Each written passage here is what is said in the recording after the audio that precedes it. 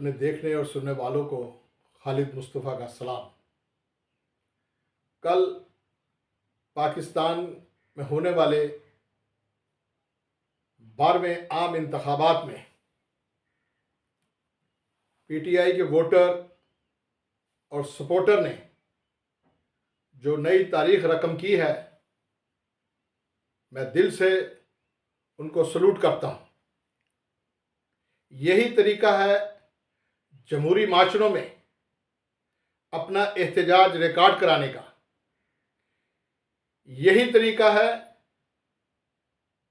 अपने फैसले बैलेट के जरिए उन लोगों तक पहुंचाएं जो आप पर अपने फैसले मुसल्लत करना चाहते हैं। नामसाइद हालात के बावजूद पीटीआई के वोटर्स, बिलखसूस खवातीन और यूथ ने जिस खामोशी के साथ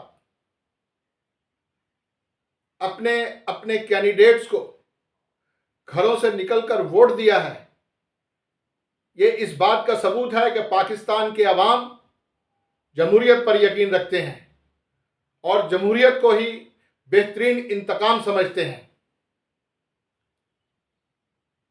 जो हालात पीटीआई के कैंडिडेट्स के लिए थे,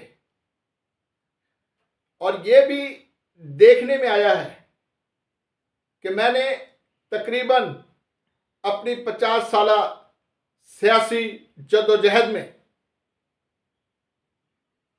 कभी ये नहीं देखा कि वोटर्स ने कैंडिडेट को तलाश किया है। हमेशा कैंडिडेट्स वोटर को तलाश करते थे। वोटरों को घरों से ले जाकर पोलिंग स्टेशन पर पहुंचाना और फिर उनको घरों तक वापस भेजना और उनकी खातिर तवाज़ो की जाती थी।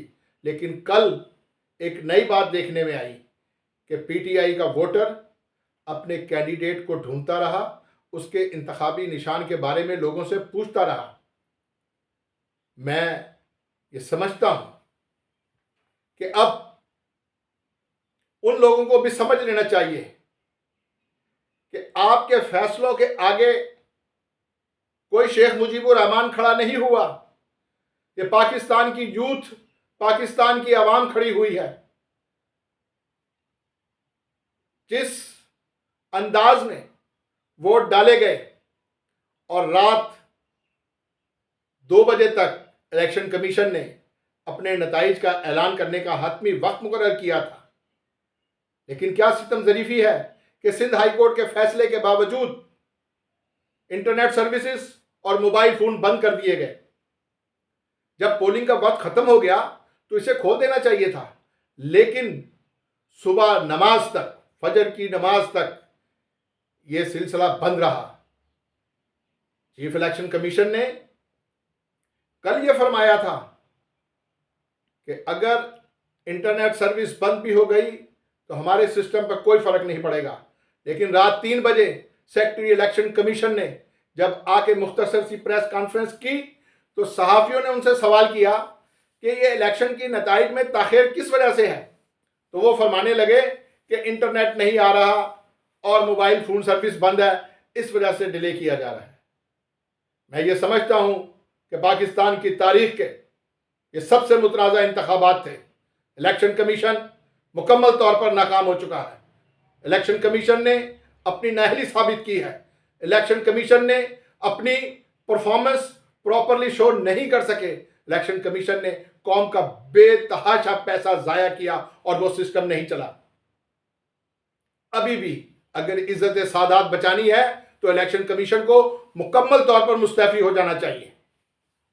और जो लोग अवाम के फैसले को मुस्तरद करना चाहते हैं और नताइज में जो कुछ हो रहा है ये पाकिस्तान के लिए अच्छा नहीं हो रहा। अवाम के मैंडेट को तस्लीम करें। इसी में पाकिस्तान की भलाई है, इसी में आपकी बड़ाई है, इसी में मुल्क की और कौम की बेहतरी है। लेकिन अगर एक मर्तबा फिर कोई हाइब्रिड निज़ाम नाफिज करने की कोशिश की गई, किसे ज़बरदस्ती मुसल्लत किया गया, तो यह निज़ाम 6 महीने भी नहीं चलेगा।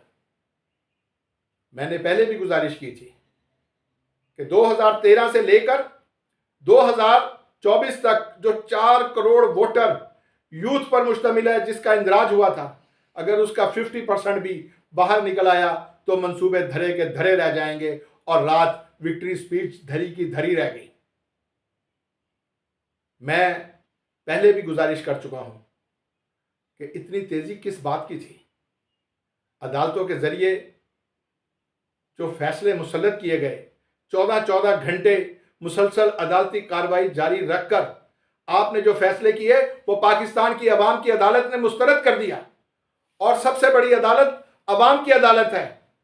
मैंने पहले भी गुजारिश की थी कि आपने ताकत के बलबूते पर जिसको भी माइनस करने की कोशिश की, कौम ने उसे अपने सर और आंखों पर बिठाया है। लिहाजा अवाम के फैसले को तस्लीम करें, इसी में हम सबकी बड़ाई है। अल्लाह हाफ़िज़।